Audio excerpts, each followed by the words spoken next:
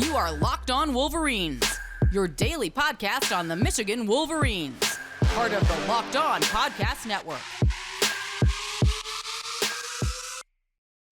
Happy Friday. We are back in doing it. Locked On Wolverines podcast, part of the Locked On Podcast Network, where it's your team every day. I am your man on the ground, Isaiah Hull, publisher of Wolverines Wire through USA Today Sports Media Group. If you're watching on video, then you just saw Zuri just being crazy in the background.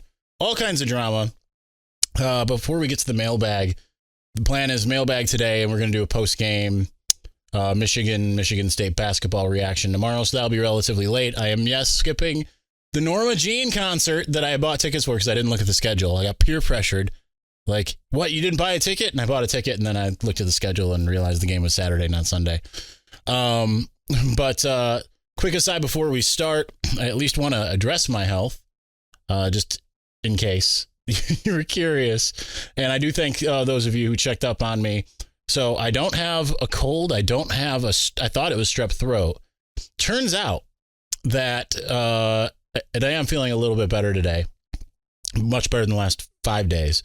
It turns out that I've had an ear infection this whole time. I think that was what the jaw issues were and all of that. And that it is turned into a sore throat. And they said a lot of it probably came from flying, actually.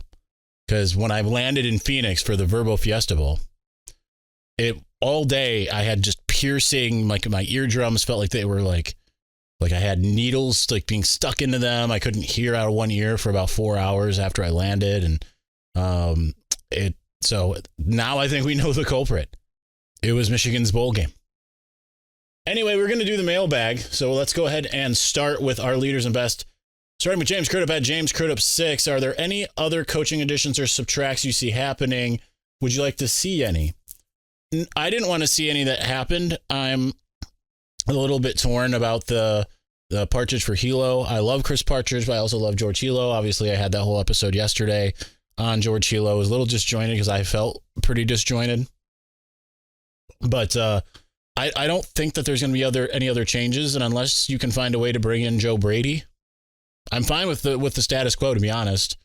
I think there's no one on the staff where it's just like, and certainly it's hard for me to say when I do feel like that or not. And, I really liked when they initially brought in Greg Fry, for instance, and then it didn't take long before I was not a fan of the hire.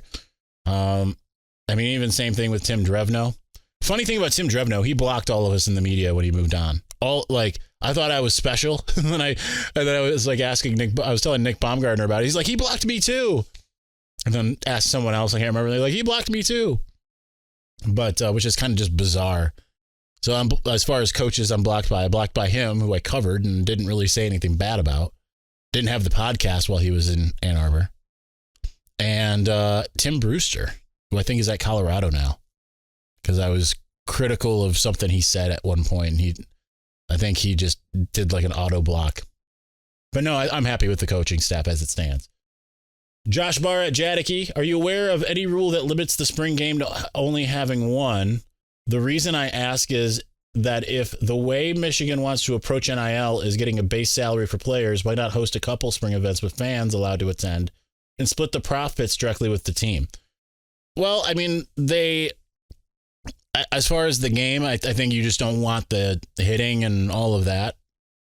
And I'd be curious because remember in 2019, they had an open practice the week before the spring game. That was an interesting, weather-wise, the weather for both was perfect. It was 70 degrees and sunny. And they had the spring game at night in April, mid-April. And it was complete, I didn't wear a jacket or anything. It was the day before the Game of Thrones season 8 premiere. I remember that because I was more excited about that than I was the spring game.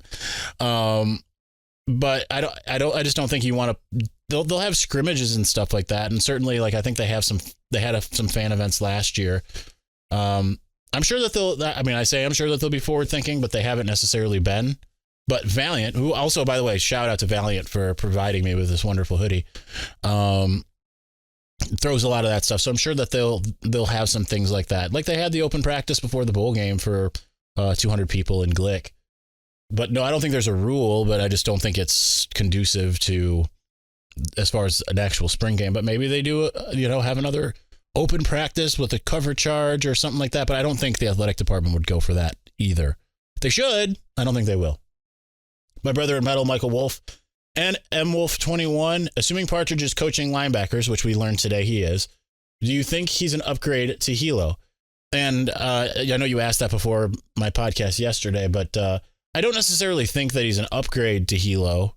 I think Hilo did a really good job with what he was given. And I think that Partridge, I mean, the guys he inherited were pretty good already. So I don't know. He continues, Partridge was great at special teams coaching and schemes. Do you think we'll have any input coaching special teams?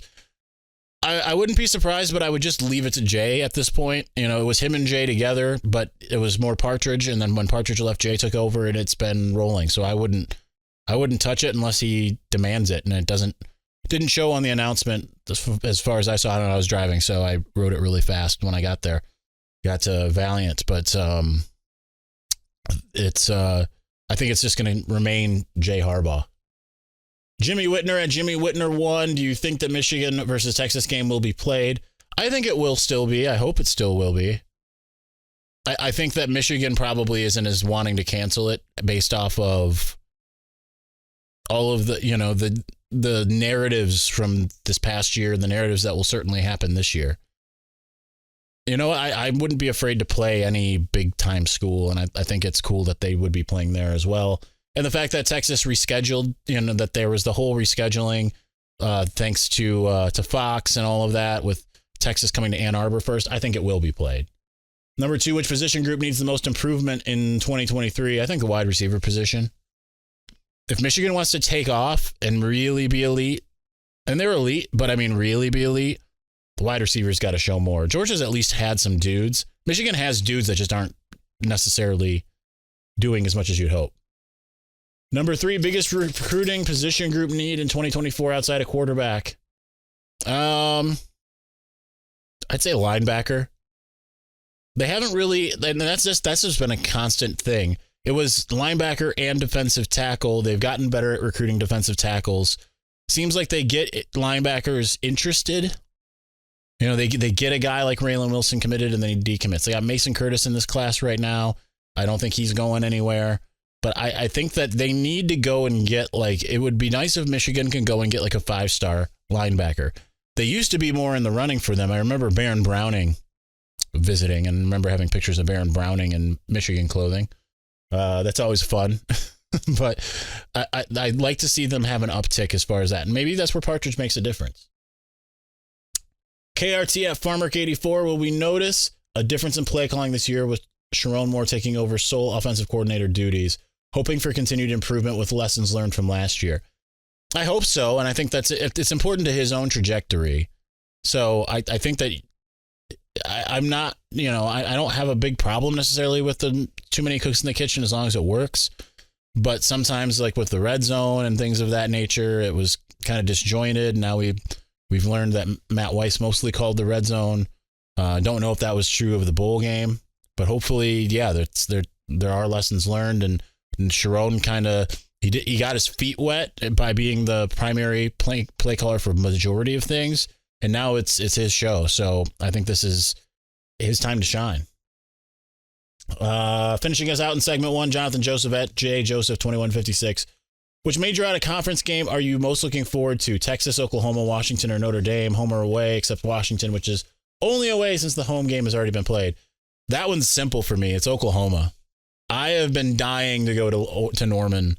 I know that sounds like a weird thing to say, I just want to go into the middle of nowhere. But when I was thinking that I had moved back here to Michigan, my plan was for it to be temporary. I was going to move back to LA again.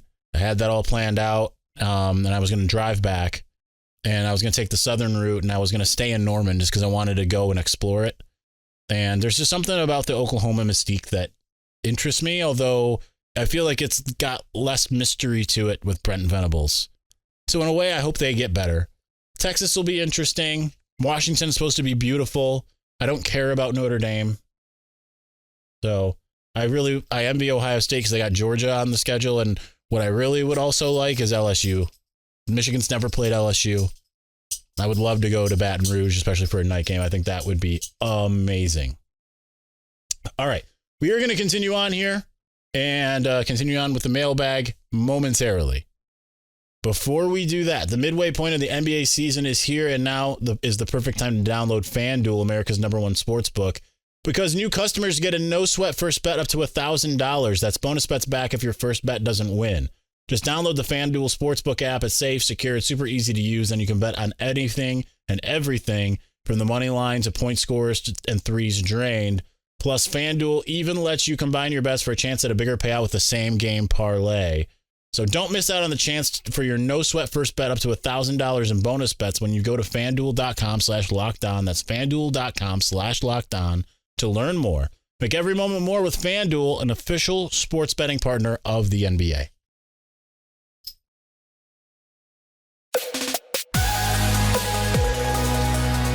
Do you ever go to the doctor? Like, I never go to the doctor. I'm sure most of you do. I don't know if it's, I would say, a cultural thing, but I grew up with my white family, not my black family. But I almost like never go to the doctor. And I have a bunch of little quirks that seem to carry over from the black side of my family, which is interesting. But one of them is they don't go to the doctor. I don't really go to the doctor. Do you ever go and like you're feeling suddenly like you make an appointment and you're feeling way better than you had all week? That was me today. Still have a sore throat. It's just not as bad. I got a lozenge in right now. I've had moments, but compared to Sunday through Thursday, I'm pretty close to normal here comparatively. Anyway, let's get to our Victor's Valiant.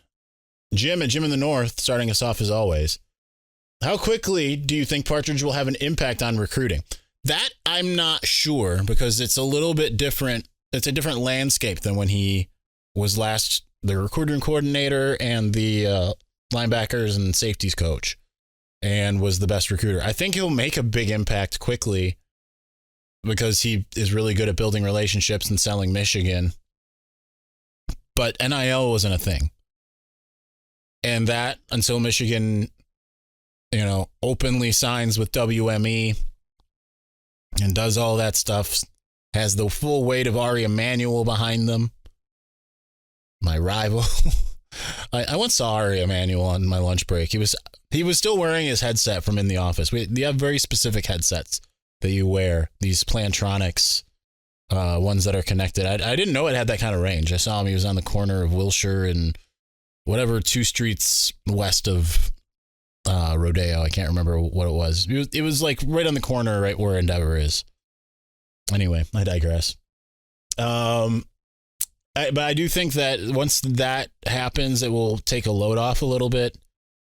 Will it be a big game changer? I think it will, but I'm not sure how exactly yet.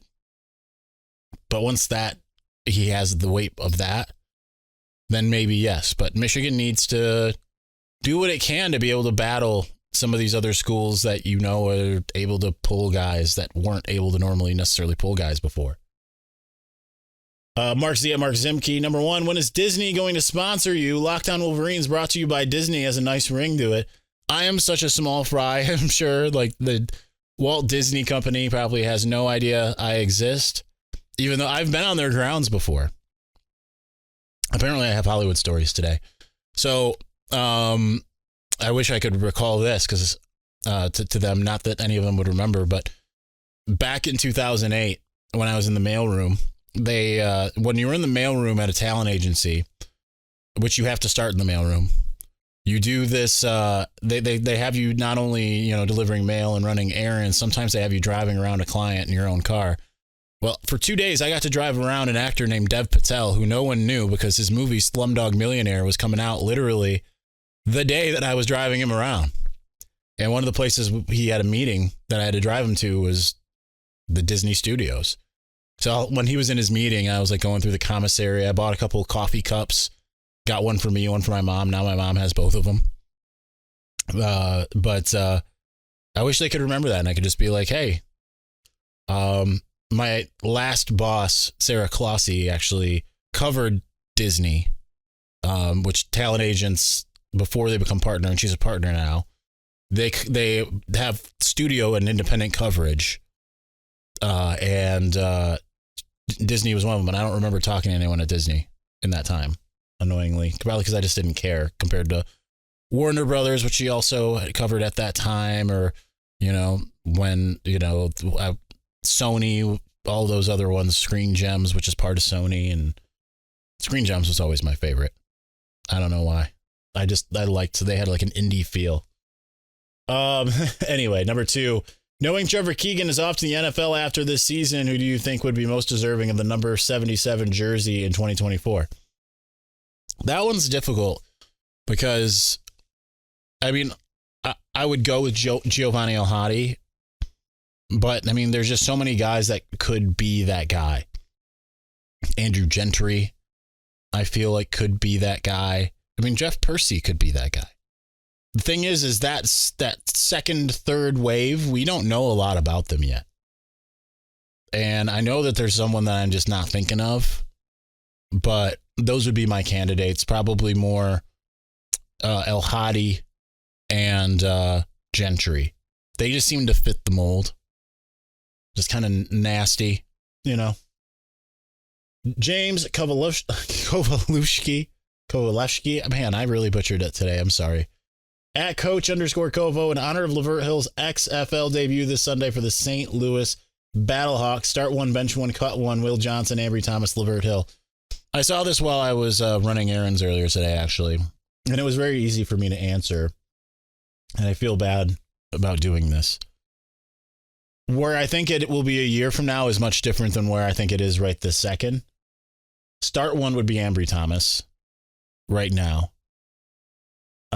Just because I think he's the best of the 3 at the moment. I think Will Johnson will be the best of the 3 once everything is said and done. Will Johnson would be my bench 1. And unfortunately for Lavert, Lavert was very good. And I hope I don't get a call from Lavert Sr. But he was very good, but I just think that he's a step below those other 2. I just do. Now, people couldn't really throw at Lavert. So maybe benching or cutting Will Johnson would be the right move, given what we know of each so far. But man, Will Johnson's got that it factor, and you can see it, and you saw it in year 1. So that's what I'm going to go with. Start Ambry, bench Will, cut Lavert. And I feel bad because Lavert's been cut a lot since he went to the NFL. All right. Ike Hamlin at Hamstand 87. What does it take to get in your leaders and best category? I'm feeling rather slighted. Just kidding. Well, I'll answer that real quick, actually. The top 4 there, James Crudup, Josh Barr, Michael Wolf, and Jimmy Whitner, they maybe each have missed no more than like 3 mailbag calls since the podcast started in 2018. So they're gold status. Then we added KRT, Farmer K84, and Jonathan Joseph, along with Brandon S616, who I know still listens but doesn't ask questions anymore. When I had an expansion in, I think it was like a year and a half ago. Maybe it was like 2 years ago now. So if I feel like expanding it again, then, just be consistent. Because some people probably aren't going to move up, not because I don't think that they should, but more because I like where they're like Jim in the North, Mark Zimke. I like leading off segment 2 with those guys. Jim is always going to be number 1 in segment 2. So, real question, is Penn State more concerning matchup wise than Ohio State? I think so. But they both going to have new quarterbacks. I just think that there's more established talent at Penn State. Their running back duo scares me more than Mayan Williams and Travion Henderson. Their line play scares me more. It's a road game. Michigan's won in Happy Valley 2 out of the 4 times. They've gotten run out of the building once. Almost got run out of the building the other time. So, Penn State is more concerning to me at this juncture. These Michigan, not all of them, but there's a lot of these Michigan guys that know what it's like to lose to Penn State. None of them know what it's like to lose to Ohio State. I think that there's a mental edge there. But Ryan Day and James Franklin seem to both have the questionable coaching in against Michigan gene going for them. Kyle B at KB Go Blue. Do you think that the firing of Hilo would impact any current players or future recruits' commitment to Michigan, even bringing Partridge back on? Well, Samaj Bridgman did tweet about it being kind of like WTF, but I'm sure that Michigan will smooth that out. And Hilo was really good down south, especially Jacksonville area, but then I don't think it's necessarily, maybe it depends on where he ends up. I would say no at this juncture because it is Michigan, and I know Hilo.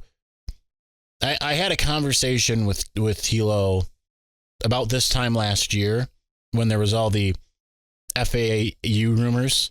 So remember, I've told you how sometimes I'll come on and say someone that you would trust if they told you. Hilo actually called me when all that was happening and was like, "Why is this a rumor?" I was like, "Well, you're following a bunch of people on Twitter."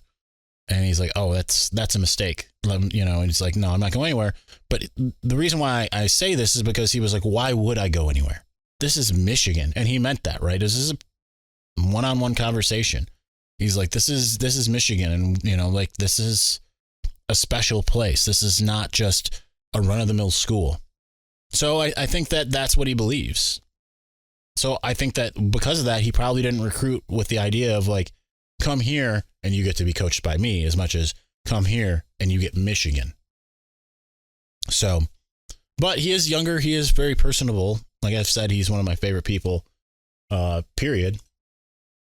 So is it possible? Yes. Probable? No. Adam Casel at Adam_Casel. Did Don Brown have a year left on his contract after 2020? If not, does that make Hilo the first coach that Harbaugh has fired, not for cause like Weiss? I know others have been encouraged to find other jobs, but this was mutual parting. He's had some that he's fired for cause, of course. Bob Shoop, like you mentioned, Matt Weiss. No, Don Brown was still under contract. I believe, Pep Hamilton was still under contract, and he wasn't fired for cause. I'll share another inside story with you. I'm pretty sure I've shared this before. So after Michigan hired Josh Gaddis, Pep was still on the staff, and Chris Evans had his camp, the CE Stars. Then he always had me come and cover it. Like, you wanted pictures, and we just basically had like I'll take pictures, but I need an interview with you. I needed to make it worth my time, personally, financially, if I'm going to take a day off to help you and whatever. And Pep's son was on one of the CE Stars teams. And I didn't think I was going to see him because, this was like 3 days before that Josh Gaddis was hired. And yet, no, he was there. He walked in and he's like, "Hey, how you doing?" And I'm like, "How are you doing, Pep?" And he just says, "Checks don't change. Checks don't change." I thought that was cool. It was one of those things where it was like, "Oh yeah, you want to hire my replacement? Well, you're still going to have to pay me." It was fun. It was fun. But I really liked Pep, and I was disappointed to see him go. He was a fun dude once you kind of got through that media barrier. And we've had some interesting conversations after he left about the nature of Michigan and Ohio State and all of these different things. Perry Mitchell at Perry Mitchell 08. Should we temper our expectations, or are we justified in expecting this team to make an appearance in the national championship with all the returning talent and the young contributors? I think that I don't think you should temper your expectations. If they don't get there at this point, it's a failure, right? Like Ohio State expects to get there, at least to the playoff. And I think it's the same thing, at least now for Michigan, right? Like if Ohio State doesn't make the playoff, it is, they are in meltdown mode. Michigan is there now. So I wouldn't necessarily say national championship because you don't know who you're going to run into there. You might end up running into Georgia. You might just run into a team that, maybe it's Tennessee and they just have like the exact thing that's going to get you. Kind of like TCU in a way. Michigan got itself though too.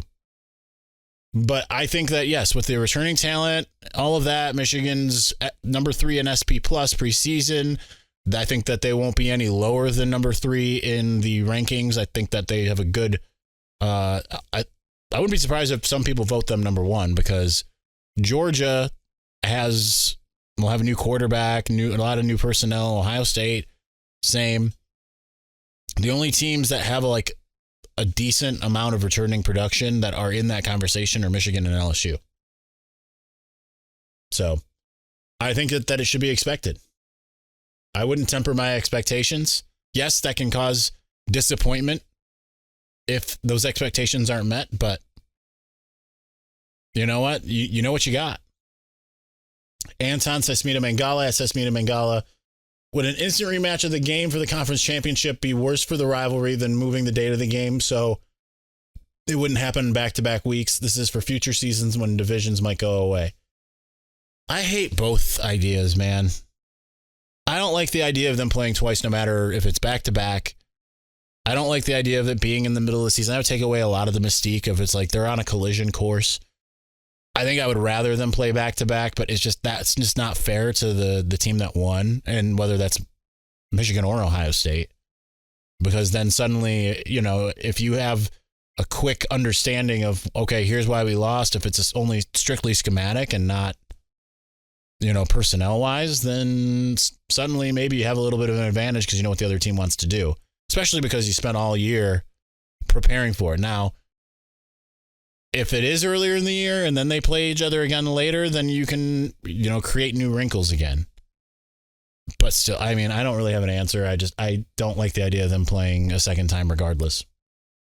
All right. We're going to continue on here momentarily.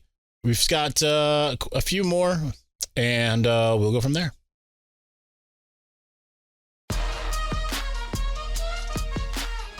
All right. I'm already seeing that we're at 27-ish minutes. So I'm going to move this along. Nick Molyneux at Molinerd. Do we have any data on NIL yet, or is it still a black box? It's still a black box. Seems like people suggest there's a big disparity between Michigan and other schools, but how could we know that if we don't have info? Well, because basically the recruits are telling you that, the guys aren't committing to Michigan and they're doing it because of NIL. Because it's pay for play. Are we just making assumptions based on anecdata? I think, again, it's just the recruiting aspect that gives us answers there. Jared Book at Book's World. Am I wrong for believing 2024 will be a major rebuilding year given the recent recruiting classes and expected departures after this season? I think you got to wait and see because, like I said on an earlier, I think it was the mailbag earlier this week, I don't think that JJ leaving after this year is a for sure thing. And while Donovan Edwards says he plans to be done after this year, I don't think that's a for sure thing either. If he doesn't get quite the grade he wants, maybe he comes back, right? One more year fund comes calling, maybe he comes back. You're going to lose some guys for sure, but I wouldn't count it out. I think I would pencil it in as a rebuilding year, but there's going to be a lot of those foundational guys that will be around. And the offensive line should be good no matter what, given the pieces they have. I like what they're doing on the defensive line. I like what they're doing in the secondary. Keeping in mind that you've got guys like Will Johnson that will be around in 2024. Some other guys that could go. Rod Moore, I could see him staying. I wouldn't write it off just yet. I think you just got to wait and see what happens when we get there. Brendan P. at Brendan Pristach. Okay. I was wanting to read that as dispatch. Looked like BR Dispatch, Bill Rabinowitz. Top 3 reasons this season is a dumpster fire. I'm assuming you're meaning basketball. Outside of Hunter Dickinson, no consistent scores. Not someone that you can count on to go and get you a basket. And even Hunter's been a little bit inconsistent compared to what we've seen before. You don't have that deep of a bench, and I mean that starters and bench.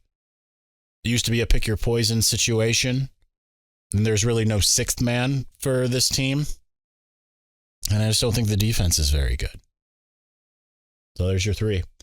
Don at DonMTU83. Do you think the coaching staff is committed to JJ passing more in 23, or will the chance for Blake to get the Heisman keep the attempts down? I hope that they aren't making decisions with that in mind. I think maybe down the stretch they started to a little bit, but I hope not, right? Like, because I think that they probably learned a valuable lesson. And even though Donovan really helped them out, I think that they learned, like, we need to make sure that JJ can sling it. And I think that's the best thing to do anyway, because that is like with the basketball thing that I said is lacking. You want to pick your poison, right? Like, oh, you're going to stop Blake Corum? Well, we got Donovan Edwards back there too. Oh, you're going to stop all of the runners? Well, guess what? JJ's going to throw the ball. Oh, you're going to try to stop him from throwing? Well, he's going to run it. You know, that's what they need to have, the mentality of, we will find 18 different ways to just absolutely decimate you offensively. That should be what they think about, not someone winning the Heisman Trophy. George Paul Lewis at G13 Lewis, who will have the most sacks? I'm going to go with Braden McGregor. I think he really started coming on late in the year.